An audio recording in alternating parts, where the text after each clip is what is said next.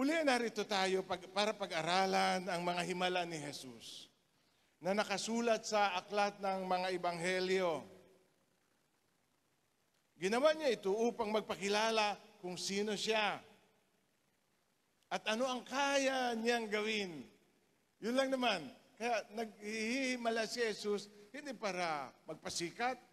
Ang totoo may pagkakataong gumagawa siya ng himala, lumalayo muna siya sa karamihan para hindi makita ng mga tao. Kasi hindi siya after popularity. He is popular in his own right. Ngunit, wala sa konsepto ng mga Hudyo na ang Diyos ay naging tao. Kaya sa maraming nakapaligid sa Kanya, tinitingnan siyang tao lamang. Pero in-overcome ni Jesus ang batas ng kalikasan. Nilagpasan niya ang mga batas ng kalikasan upang ipakilala niya siya ay anak ng Diyos. Ang Panginoon, pinatigil niya ang unos. Sabi ng mga tao, sino ito na pati hangin at unos ay sumusunod sa Kanya? Lumakad siya sa ibabaw ng tubig. Dinefine niya yung law of gravity. Ginawa niyang alak ang tubig.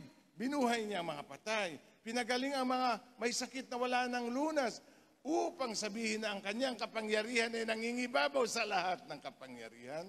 Nagpalaya siya ng ilaalihan ng mga samang espiritu para sabihin siya ay Panginoon.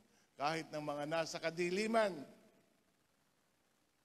meron siyang karapatan at kapangyarihang maghari. Dahil siya Diyos na nasaan yung tao. Siya ay Panginoon. May isang senturyo na nagsabi, hindi na po ninyo kailangang pumunta sa amin. Sabihin lamang po ninyo at gagaling siya. Sabi ni Jesus, hindi ako nakakita ng ganitong kalaking pananampalataya kahit sa Israel. Speaking of faith, yan ang paksa natin ngayong umaga. Ano ang kaugnayan ng pananampalataya sa paghihimala ng Diyos? Sabihin sa katabi, ano ang kaugnayan ng pananampalataya sa paghihimala ng Diyos? Sa mga kwento ng Biblia, yun ay interrelated. Bagamat, ang Diyos ay makagagawa ng himala kahit walang pananampalataya, kahit walang nananalangin sa Kanya, siya ay makagagawa ng himala. Ngunit, sa madalas nating nakikita sa Biblia, nakagagawa siya na lalong himala kapag ang mga tao ay buong-buong nagtitiwala sa Kanya. Ano ang kaugnayan ng pananampalataya sa paghihimala ng Diyos? Kapag nananalangin ka, humihiling ng kahit ano, kailangan mo munang sumampalataya. Kailangan mong magkaroon ng kahit maliit na pananampalataya, sabi ni Jesus. Kahit kasinliit lamang ng buto ng mustasa, ang mahalaga ay meron kang pananampalataya. Sapagkat hindi ka makakalapit sa Diyos, malibang maniwala ka munang may Diyos at siya ang nagbibigay gantimpala sa humahanap sa Kanya. Kahit pananampalatayang kasing liit ng buto ng mustasa. Parang walang transaksyon ng langit sa mga taong di sumasampalataya. Walang spiritual transactions na magaganap between you and God without your faith. Kaya, tingnan niyo sa Santiago 1 para ilatag lang yung saligan ng ating pagbubulay ngayong umaga.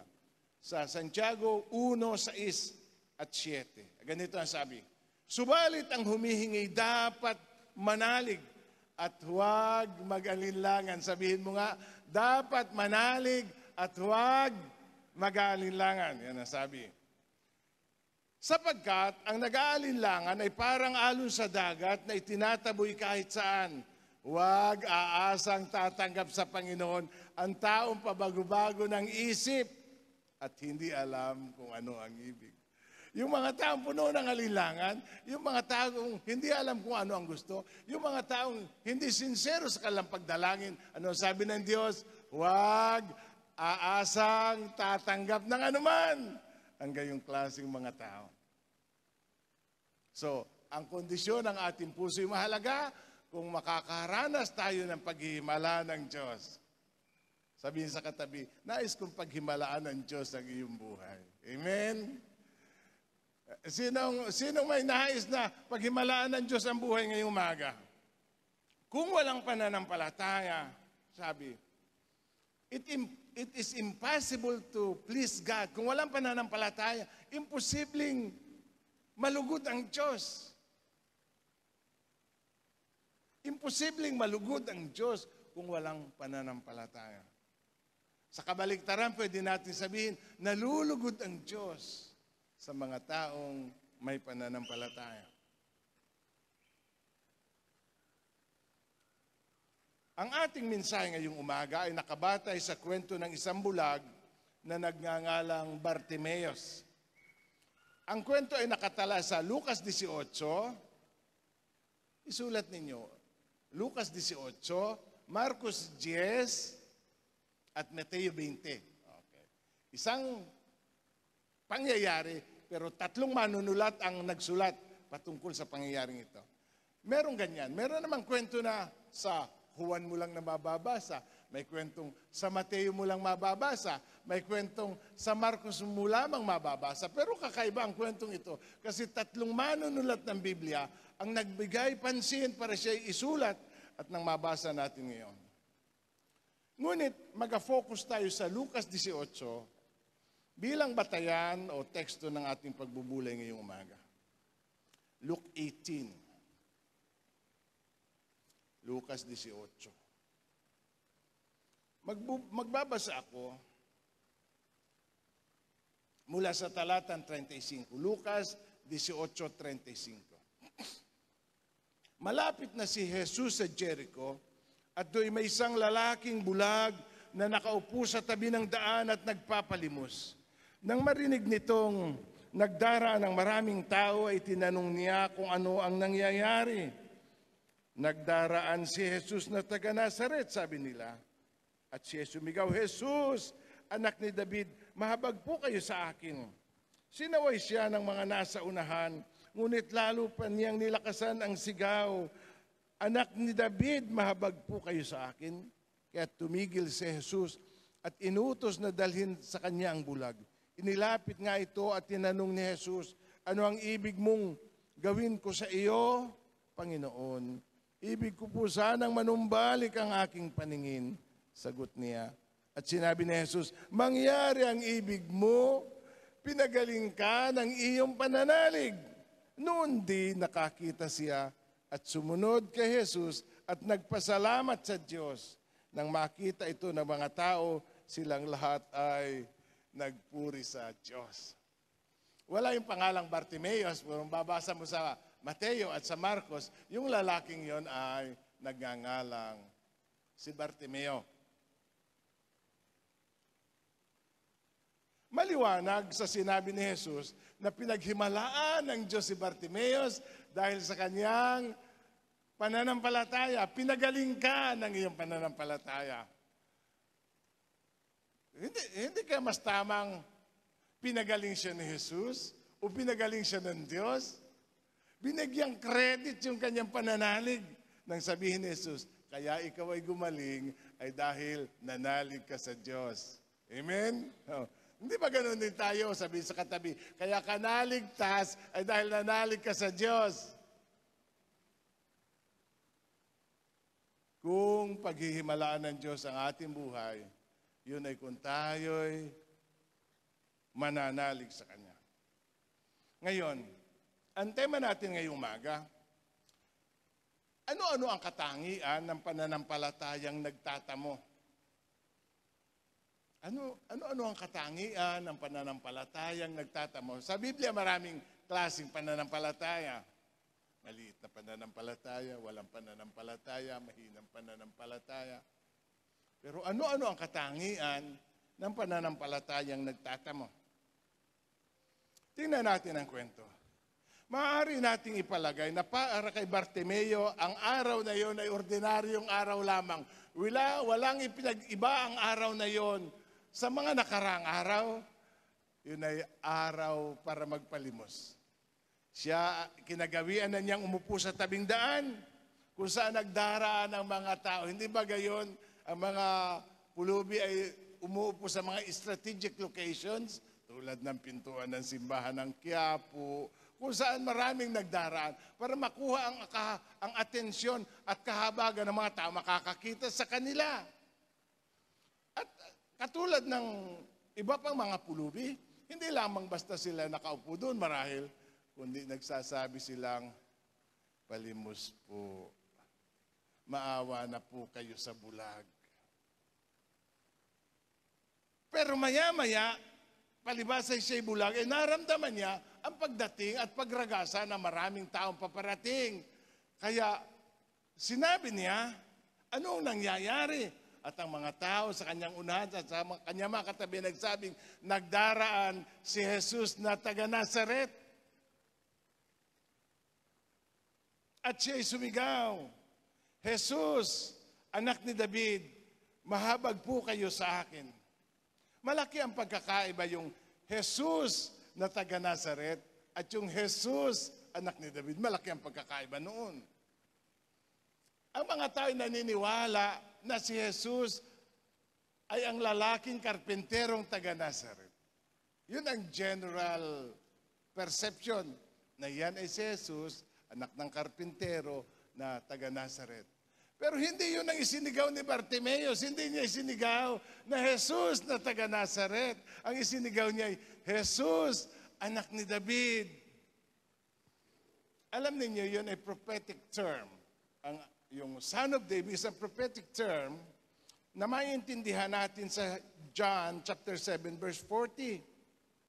Marami sa mga nakarinig sa kanya ang nagsabi, tunay ngang ito ang propetang hinihintay natin. Ito nga ang Mesyas, sabi ng iba. Ngunit sumagot naman ng iba, maaari bang magmula sa Galilea ang Mesyas? Hindi ba sinabi ng kasulatan na magmumula ang Mesyas sa lipin ni David at sa Bethlehem na bayan ni David? Ipanganganak, magkakaiba ang palagay ng mga tao tungkol sa kanya. Ano ang ibig sabihin kapag tinawag na anak ni David? Ito yung nangangahulugan na siya ang Mesyas. Siya yung matagal na hinihintay na maghahari at makapangyarihang magliligtas sa kanyang bayan. Kaya nang isigaw ni Bartimeus, Jesus, anak ni David, sinasabi niyang, Jesus, sumasampalataya kayo na kayo ang Mesyas ang makapangyarihang haring darating para kami hanguin sa paghihirap na ito. Minsan ay tinanong ni Jesus si Pedro, sino ako sa inyo? Sabi ni Pedro, kayo po ang Mesyas, kayo po ang Kristo, you are the Messiah, the Son of the living God. Yun ang ibig sabihin ng Mesyas, the Son of the living God. Mapalad ka Simon, anak ni Jonas, sabi ni Jesus, sapagkat ang katotohanan ito hindi inihayag sa iyo ng sino mang tao, kundi ng aking amang nasa langit. Ayon sa paniniwanag ni Jesus, para ka makapaniwala na siya ang Kristo, kailangan gumawa ang Diyos sa puso mo, kailangan i-impress ng Holy Spirit sa iyo ang katotohanan yon. Sapagkat kung hindi gagawa ang Diyos, hindi ka makasasampalataya. Kahit sumigaw si Bartimeus, Jesus, anak ni David, nanaro ng pananalig na siya ang anak ng Diyos. Ngayon, ang unang katangian, ito'y nakabase, ito'y nakabatay kung sino si Jesus. Nakabatay kung sino si Jesus. Buo ang pananampalataya ni Bartimeus na si Jesus ang makapangyarihang Kristo na kayang magligtas at maghimala.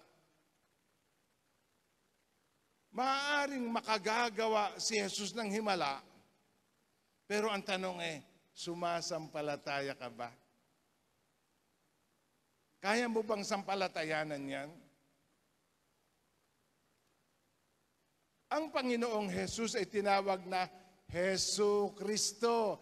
Jesus at Kristo. pinagsama. Sa iba siya'y si Jesus lamang. Sa iba siya'y Kristo lamang, ngunit siya'y si Jesu Kristo. Jesus, anak ng tao, Kristo, anak ng Diyos. Yung Jesus yun ay tao, yung Kristo yun ay Diyos. Kaya siya'y si Jesu Kristo. Ang makapangyarihang hari ng Israel. At maaari siyang makapagpagaling. Hindi siya mapapagaling ng Jesus na tao lamang. Hindi ko alam ang ibang pananampalataya. Itinuturo nilang si Jesus ay tao, pero itinuturo din nilang si Jesus ay tagapagligtas. Paano ka maililigtas ng isang tao lamang na katulad mo? Siya'y Diyos at siya'y makapangyarihan. At taglay ni Jesus ang dalawang kalikasan. Siya'y Diyos na nagkatawang tao.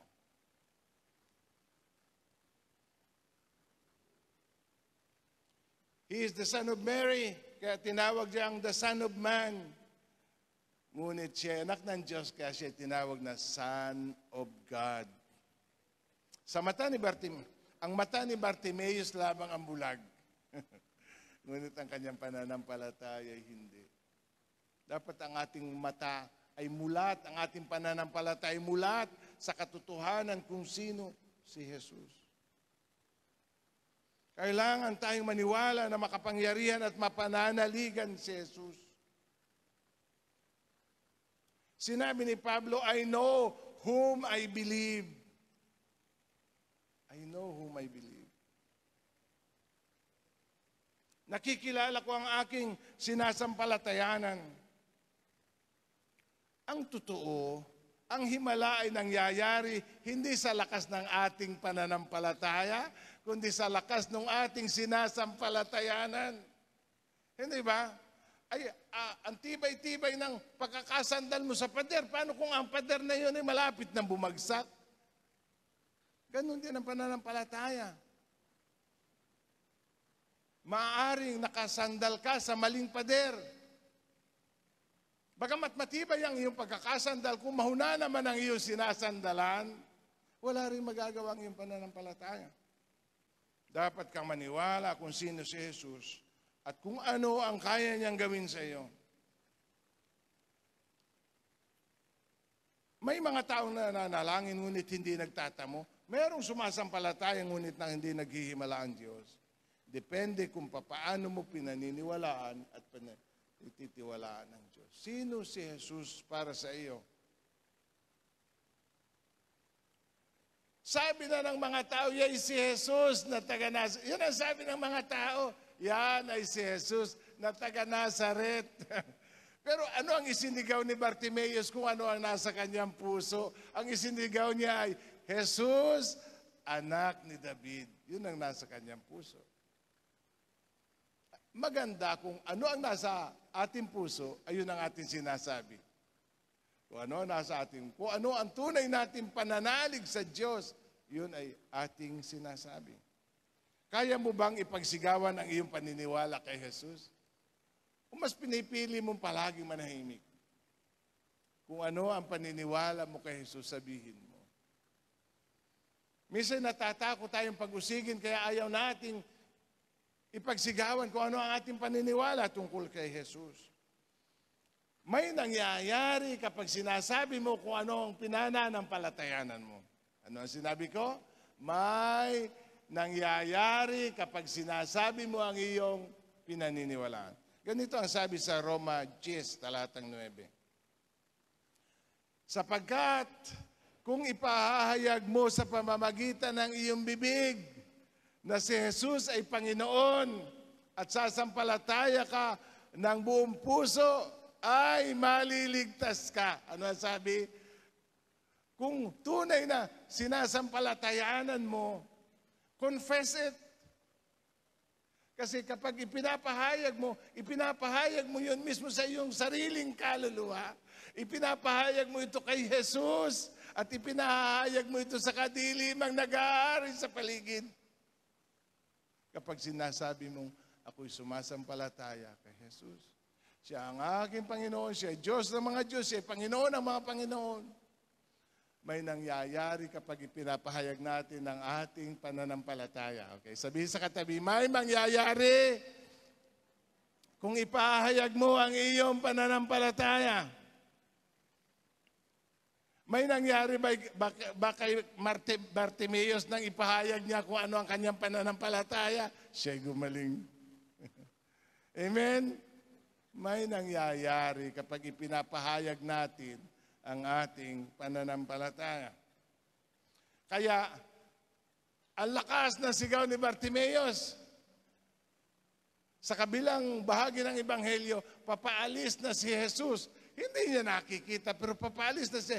Ramdam niya na ang mga tao papalagpas na, ngunit hindi pa siya naririnig ni Jesus. Kaya sila'y lalong sumigaw ng malakas.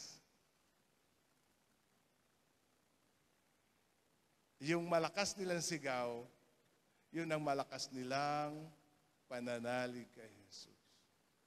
Si Jesus lang ba ang ating pinagtitiwalaan? Merong pamilyar na kanta na nagsabing, in Christ alone, my hope is found. He is my light, my strength, my song. Kung ang pananampalataya natin sa kalahat-lahatan ay si Jesus, hindi tayo magsisisi sa ating pananalig sa Kanya. Ano ang sabi? Ang sumasampalataya sa Kanya ay hindi mabibigo. Ang sumasampalataya sa Kanya ay hindi mapapahiya. At hindi ipinahiya ni Jesus ang pananampalataya ni Bartimeus. Tumigil si Jesus at sabi, tawagin nga yun at dalhin dito. Padalawang katangian ng pananampalataya.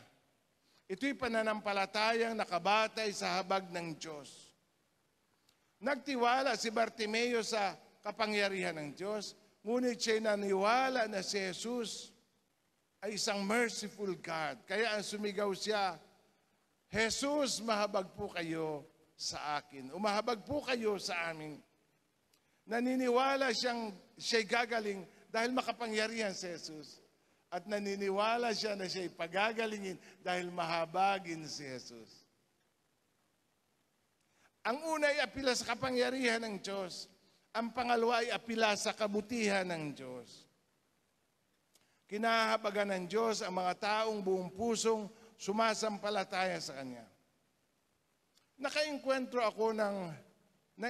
ko sa maraming bahagi ng Biblia yung salitang mercies of God. Plural, mercies of God. Sa Tagalog, masaganang habag ng Diyos. Ang habag ng Diyos na hindi nauubos.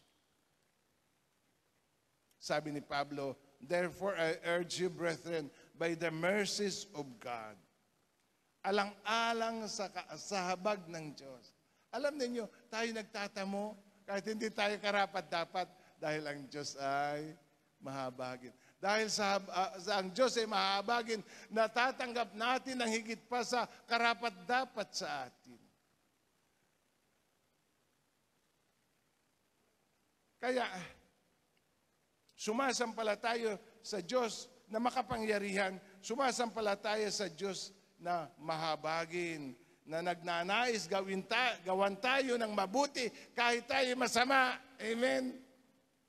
Yun ang ibig sabihin na mahabagin. Yung parang ang sarap natin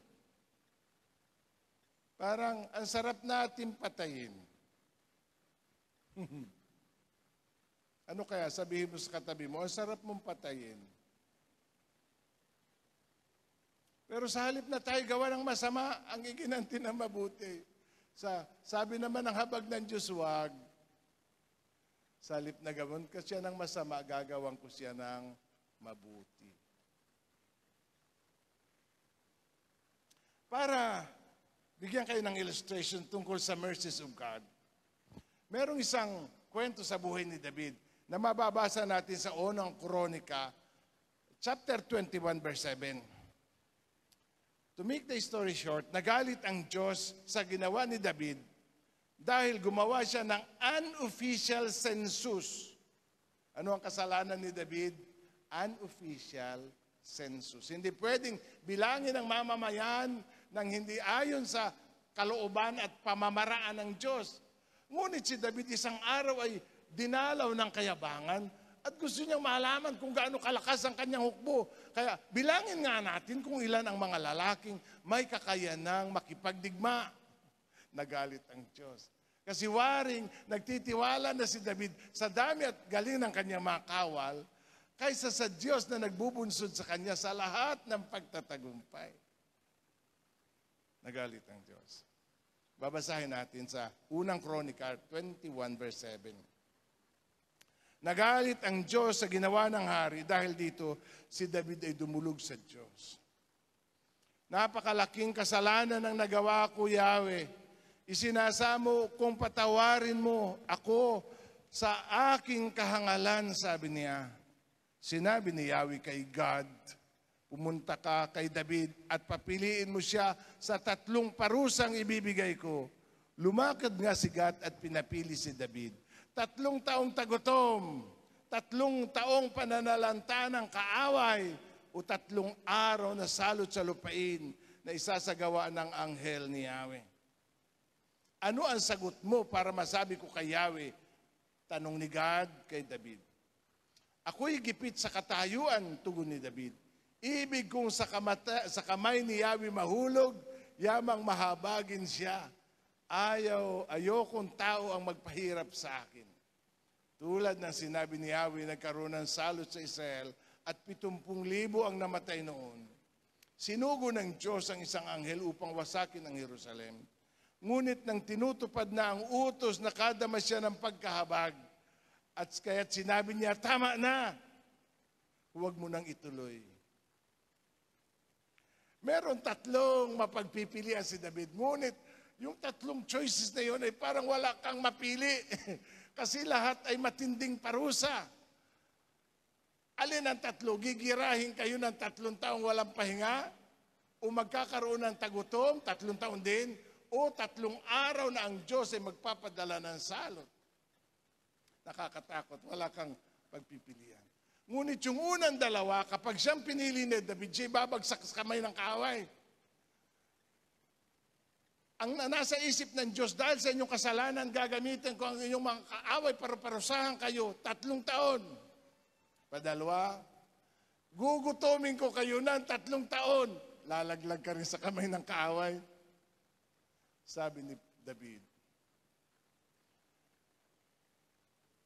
gusto ko ay hindi tao ang magparusa sa akin, kundi ang Diyos. Baka sakaling mahabag siya sa akin. Alam niyo, kahit sa panahon ng paghatol, ang Diyos ay may natitirang habag. Ang Diyos, palaging may pag-asa sa habag ng Diyos, magpakalaki-laki man ang ating mga pagkakasala. Ang mabigat sa konsensya ni David ay parurusahan ang walang mga kasalanan. Ang tatanggap ng sumpa, yung mga wala namang kinamalayan, bakit nagkaroon ng census? Ngunit pinili marahil ni David ang salot sa iniisip niya, after 3 days tapos na ito. After 3 days, ayun, tapos na ito. Pero, kung ang bawat araw na may halos 25,000 ang mamamatay,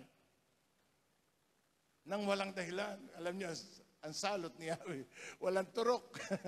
Kasi basta mamamatay ka na lang dahil ikaw ay inabot ng salot. Pero yung direktang pagpaparusa ng kamay ng Diyos, parang nakakatakot na tayo mahulog sa kamay ng nagagalit na Diyos. Katulad ng isang mensahe, sinners in the hands of an angry God. Parang nakakatakot. Mahulog sa kamay ng galit na Diyos. Pero si David ay sumasampalataya. Ako'y naniniwala na si Yahweh ay mahabaging Diyos. At hindi nga siya nagkamali. Ang utos ng Diyos ay total destruction of Jerusalem. Kaya bumababa na ang anghel para wasakin ng Jerusalem at nang ang pagkawasak nag-uumpisa na. Saan bang version? Sumigaw ang Diyos sa langit, tama na. At hindi na itinuloy ng anghel. Pwede ba tayong manalig sa kapangyarihan ng Diyos? At the same time, manalig sa kahabagan ng Diyos? Sa kahabagan ng Diyos, palaging may pag-asa ang makasalanan. Amen? Tayo naniniwalang may pag-asa on the basis of His mercy. Dahil ang Diyos ay palaging may natitirang awa. Ang Diyos ang hindi yata nauubusan ng awa. Nagiging maawain siya, parang ang awang yun ay bumubukal at hindi nauubos. Kaya gumawa si David ng isang awit, ang sabi niya ganito, kay ganda ng kalooban, mga awit 103, mahabagin itong Diyos. Kung magalit ay banayad, kung umibig na may lubos, banayad nga kung magalit, hindi siya nagtatanim. Ang taglay niyang galit, hindi niya kinikimkim. Kung siya ay may magparusa, hindi tumbas ng pagsuway. Ano daw ang parusang tinatanggap natin? Hindi katumbas ng pagsuway. Kung ang kasalanan natin 10, dapat ang palo ay 10, pero isa lamang ang palo natin. Dahil alam ng Diyos na kung tayo kanyang parurusahan, ayon sa bigat ng ating kasalanan, yun ay hindi natin kayang batahin. Ngayon, ang tanong ko sa inyo, magaan pa ba yung ang namatay ay 70,000? Tanong ko sa inyo, para maintindihan natin, ay ganito ang sabi ng Exodus 30:12. Sa Exodus 30 verse 12.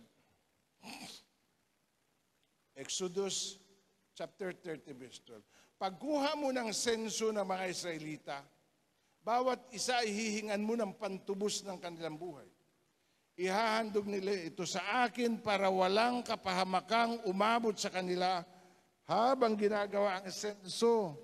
Lahat ng mabibilang sa senso ay magbabayad ng kalahating siklo ayon sa timbang sa templo bilang handog sa akin. Lahat ng 20 taon pataas ay isasama sa senso. Parehas ang ibabayad na pantubos ng mayayaman at mahihirap. Lahat ng ibabayad nila ay gagamitin sa kailangan ng tabernakulo. Ang halagang ibibigay nila ay pantubos sa kanilang buhay. Ngayon, kung pamilyar kayo sa kwento, ang lumabas na census, ang sundalo ng Israel ay 1,500,000. Yung 1,500,000, bawat buhay noon ay tutubusin. Kasi kung hindi mo tubusin ang buhay noon, yung buhay na sisingilin. Naintindihan ba natin? Na kaya namatay si Jesus sa krus ay para tubusin tayo. At pag hindi tayo natubos, tayo ang sisingilin.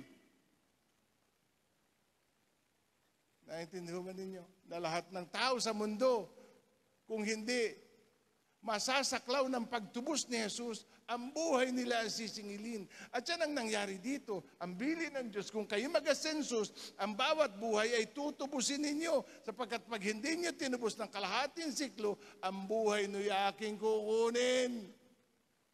Ay ang nabilang 1,570,000 kasalanan. Naintindihan ninyo? 1,000,000, ang nabilang ay 1,570,000 na kasalanan. Ang sisingilan ng Diyos sa loob ng 3 araw. At ang matitiri sa Israel ay lahat lamang ng mga bata below 20 years old. Pero ang siningil ng Diyos, 70,000. Ngayon niyo sabihin sa akin na hindi mahabagin ng Diyos.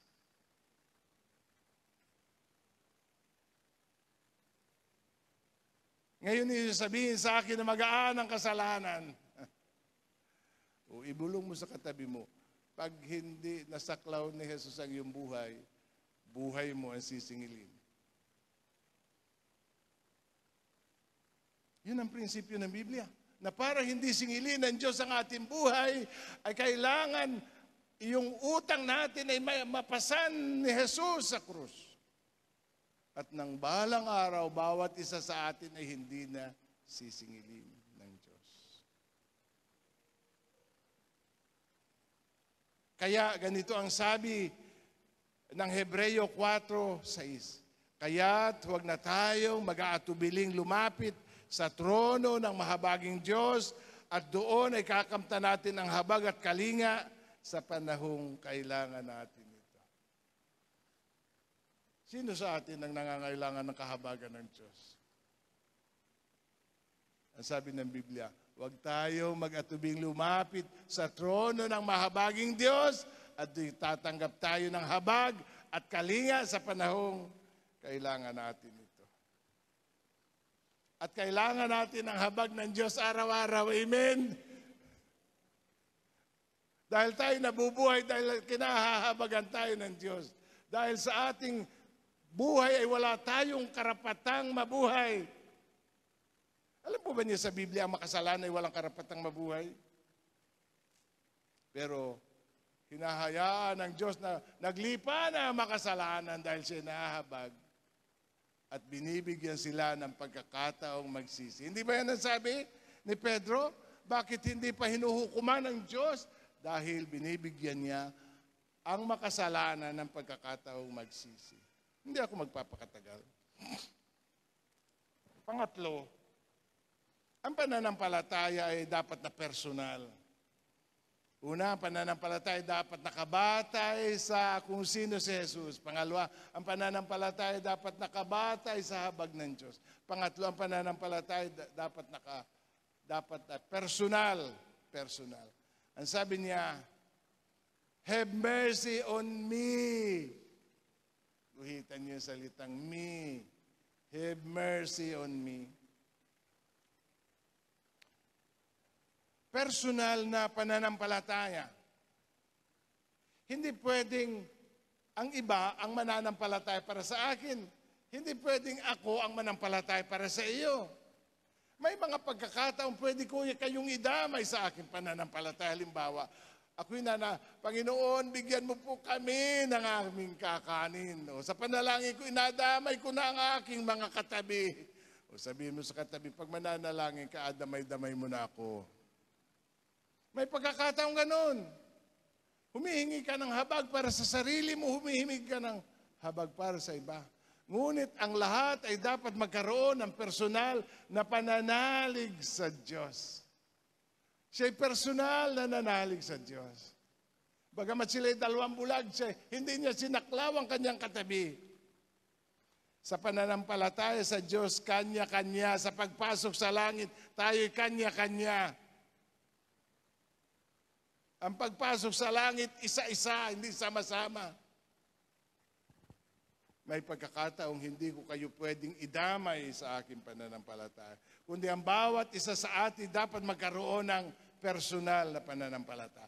Ikaw at Jesus, ikaw at ang Diyos, ikaw at ang iyong kaligtasan, ikaw at ang iyong kagalingan, ikaw at ang iyong pangangailangan, ikaw at ang iyong suliranin.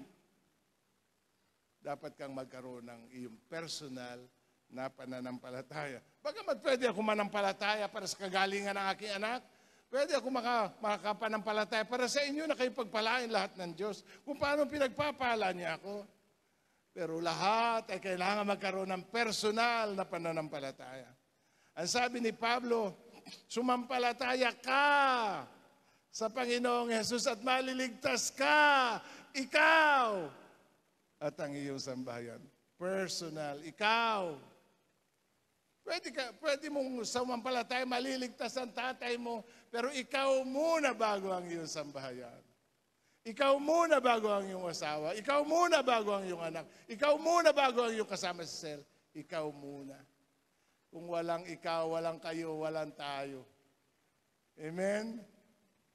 Ikaw muna. Maaari ang iyong pananampalataya gagamitin ng Diyos para ang iba'y mahamong sumampalataya rin. Praise God. Maaari ang iyong pananampalataya magbunsod para makanti ang pangangailangan nila sa isang tagapagligtas. Praise God.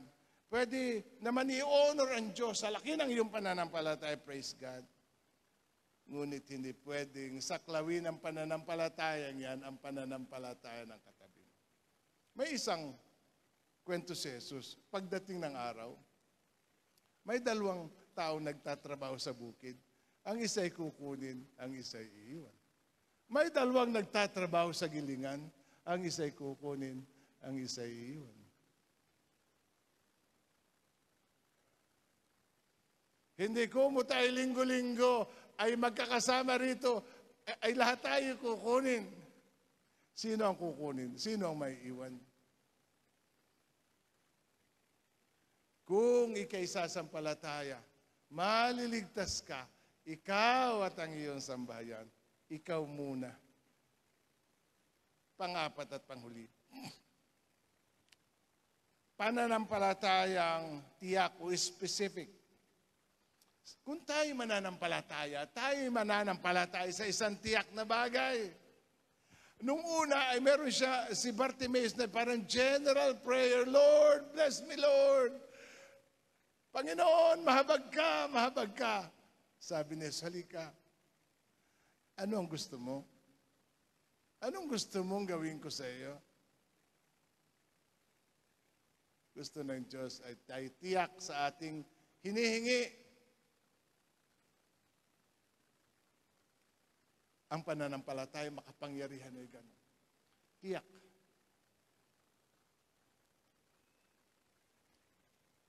Ako'y naniniwala na si Bartimaeus ay hindi dating bulag kasi ang sabi niya, Lord, I want to receive my sight. Parang nag-suggest na hindi siya dating bulag. Ano? Pero sa English hindi naman. I want to receive my sight. Gusto ko pong manauli ang gusto ko pong makakita. Kung minsan ay kailangan tayong tanungin ng Diyos, ano talaga ang gusto mo sa buhay mo? Sa anong paraan nais mong pagpalain? Ano ang gusto mo? Be specific in your faith. Bagamat napakinggan ni Jesus ang sigaw ni Bartimaeus, mahabag po kayo sa amin, anak ni David. Nais pa rin ni Jesus na banggitin natin kung ano talaga ang gusto natin.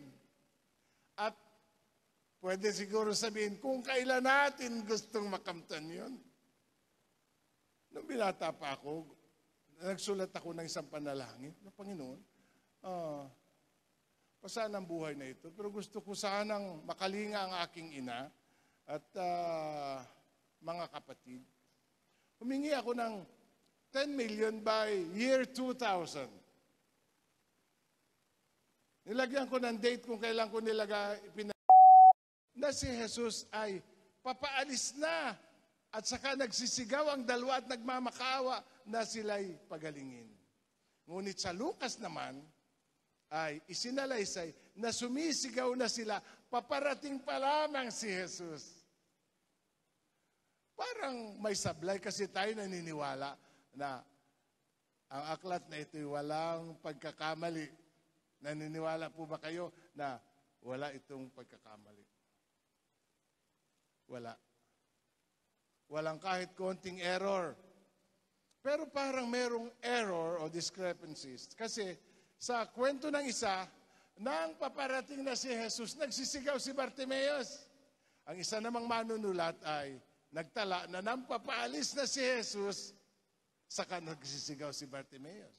Paano natin i-reconcile ang dalawang sa paniwala natin parehas tama? Ang mga dalubhasa sa Biblia ay naniniwala ng ganito, na mula nang malaman nilang paparating si Jesus, sila'y sumisigaw na pagtapat ni Jesus sa kanilang kinalalagyan, tila hindi sila napansin ni Jesus. Diretso ang lakad ni Jesus at kaya nung maramdaman nilang naroon layo na, ay sila ay lalong nagsisigaw na Jesus. Lalo nilang nilakasan ang kanilang tinig. Kung yan ay totoo, ano ang sinasabi niyan tungkol sa ating pananampalataya? Na ang pananampalatayang matibay ay mapilit at hindi sumusuko. Ang pananampalatayang totoo ay palaging umaasa.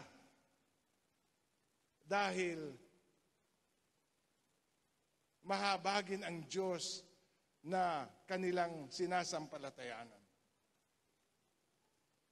Gusto kong sabihin na ang tunay na pananampalataya ay hindi sumusuko sa mga raming nakapanghihina ng loob. Nakapanghihina ng loob dahil sabi ng mga tao, hoy, huwag kayong maingay. Hindi ba yun ang sabi nila? Sisigaw na sisigaw. Ano ang ingay ninyo? Tigil nga kayo. Pero hindi sila pinanghinaan ng loob. Kahit pinatitigil na sila sa katatawag kay Jesus, sila'y lalong nagsumigaw. Maawa ka sa amin, Jesus, anak ni David. Ako'y naniniwala na nang una silang sumigaw, narinig na sila ng Diyos. Kayo po ba'y may panalangin tumagal na ng ilang buwan? Kayo ba'y naniniwala na nung una ninyong usalin ang panalangin niyo, narinig na kayo ng Diyos? Narinig sila ni Jesus. Pero nais ni Jesus na banatin, i-stretch ang kanilang pananampalataya, na patuloy na maniwala kahit hindi nila tinatanggap agad ang kanilang minimiti.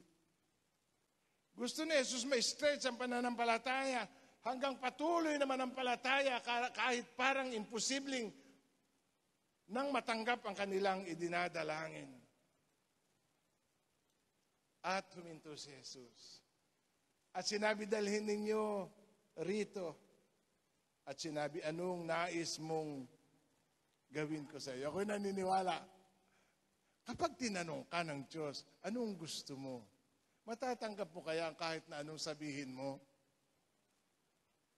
Hello?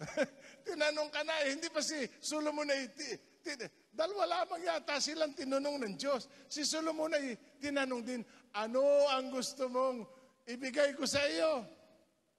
Ako'y naniniwala na dumating na ang rurok ng pananampalataya na kahit na anong hilingin nila sa Diyos, kung ito'y naaayon sa kanyang kalooban, ay tatanggapin nila sa Diyos. At tinanggap ni Bartimeus ang kanyang hiningi. Amen? Ang kwento ni Bartimeus ay nagsasabing, ang tunay at matibay na pananampalataya ay palaging nagtatamo. Amen? Ang tunay at matibay na pananampalataya ay palaging nagtatamo.